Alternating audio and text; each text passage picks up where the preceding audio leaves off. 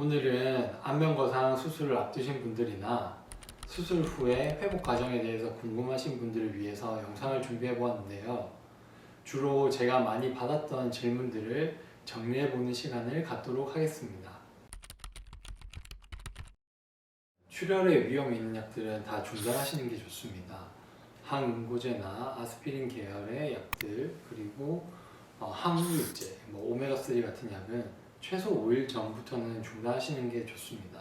위고비나 마운자로, 삭센다 같은 약들은 흡인의 위험이 있기 때문에 최소 2주 전에는 중단하시는 게 좋고요.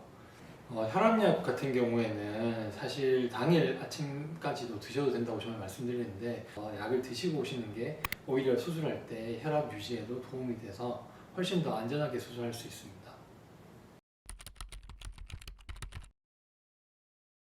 간혹 환자분들 중에 수술 전인데 술이나 담배 조금 해도 되지 않느냐 여쭤보시는 분들이 계신데 교과서상에도 수술 2주 전부터는 컨디션 관리에 조금 신경을 써주라고 이제 권장드리고 있습니다. 특히 술도 중요하지만 담배 같은 경우에는 아무래도 흡연을 많이 하시게 되면 우리 몸에 이제 혈관에 이제 수축이 되고 그로 인해서 산소 공급이 떨어지기 때문에 꼭 금연을 해주시는 것을 권장드리고 있습니다.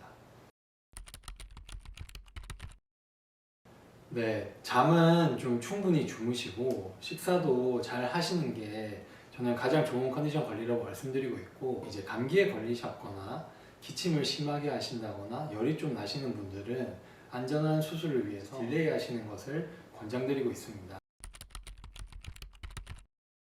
네, 이 부분은 환자분의 안전과 직결된 문제이기 때문에 중요한 부분인데요. 오전 수술의 경우에는 전날 자정 12시부터 물 포함해서 아무것도 드시지 말라고 말씀드리고 있고, 오후 수술의 경우에는 아침 7시쯤에 가벼운 식사나 아니면 죽을 드시는 것을 권장드리고 있습니다.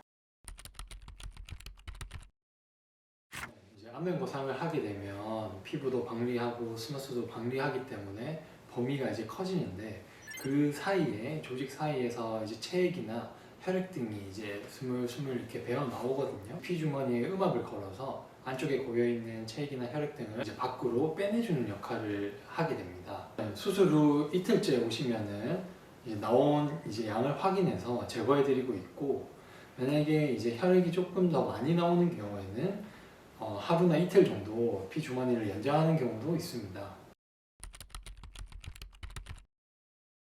수술 후 이틀 동안은 24시간 내내 착용하시는 것을 권해드리고 있고요.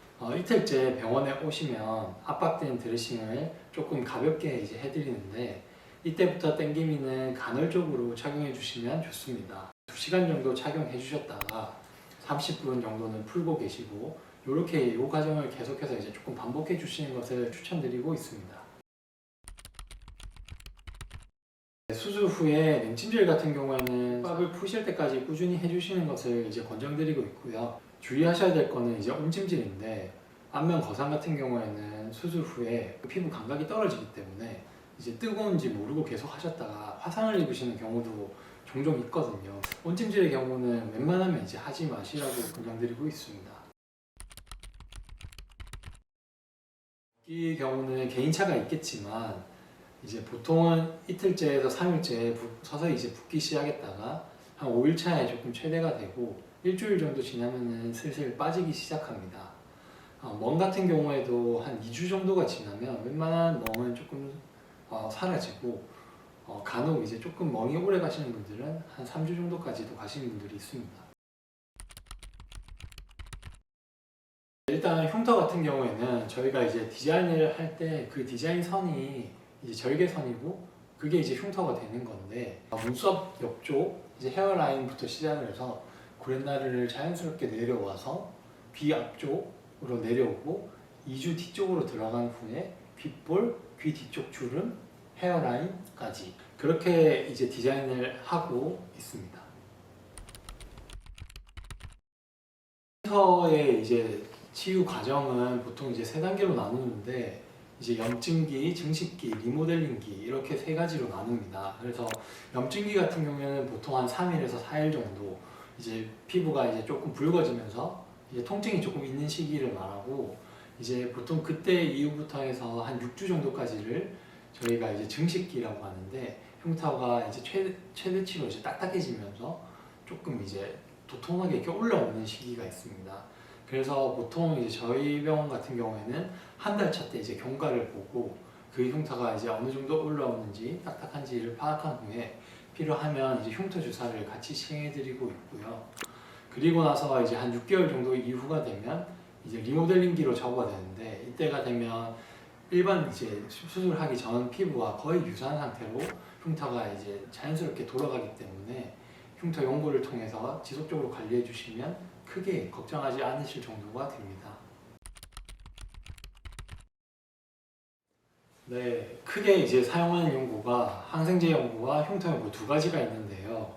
실밥이 있는 상태에서는 항생제 연고를 실밥 위쪽에 얇게 펴발라 주시면 되고, 실밥 제거 후에 3일 정도는 추가로 항생제 연고를 더 발라주시면 좋습니다. 실밥 제거 일주일 뒤부터 한 2달 정도까지는 흉터 연고를 발라주시면 좋습니다. 바르고 나서 5분 정도 이제 말렸다가 그 위쪽에 이제 자외선 차단제를 함께 발라주시는 것을 추천드립니다. 수술 후 이틀째 오시면 병원에서 샴푸 케어를 해드리고 있는데, 샴푸 케어를 받고 이제 다음날부터는 가볍게 세수하시거나 저희가 동봉해드린 드라이 샴푸를 이용해서 머리를 감는 거는 괜찮습니다. 사우나 같은 경우는 보통은 이제 수술 후 한 달 이후부터 추천드립니다. 압박 드레싱이 풀리지 않게 잘 유지해 주시는 것이 중요하기 때문에 이틀 차는 무조건 절대 안정을 하셔야 되고요. 그 이후부터는 가볍게 집 주변을 산책하신다거나 조금 이제 가벼운 걸음으로 걷는 거는 오히려 붓기를 더 예방해 주는 데 도움이 되기 때문에 추천드리고 있습니다. 과격한 운동, 골프나 등산, 러닝, 헬스 같은 운동은 한 달 뒤부터 하시는 것을 권장드리고 있습니다. 네, 오늘은 안면과상 수술에 관해서 많이들 궁금해하시는 질문들 위주로 정리해 보았는데요. 저는 그 회복 과정부터가 저와 환자분들이 함께 만들어가는 과정이라고 생각합니다. 수술 자체도 중요하지만 그만큼 수술 후 관리나 회복 과정도 굉장히 중요합니다. 오늘 영상이 조금이나마 도움이 되시길 바라며, 더 궁금하신 부분이나 이제 질문하실 부분이 있으면 댓글로 남겨주시면 제가 친절하게 답변해 드리도록 하겠습니다. 이상 리프트리 성형외과 대표원장 김건우였습니다. 감사합니다.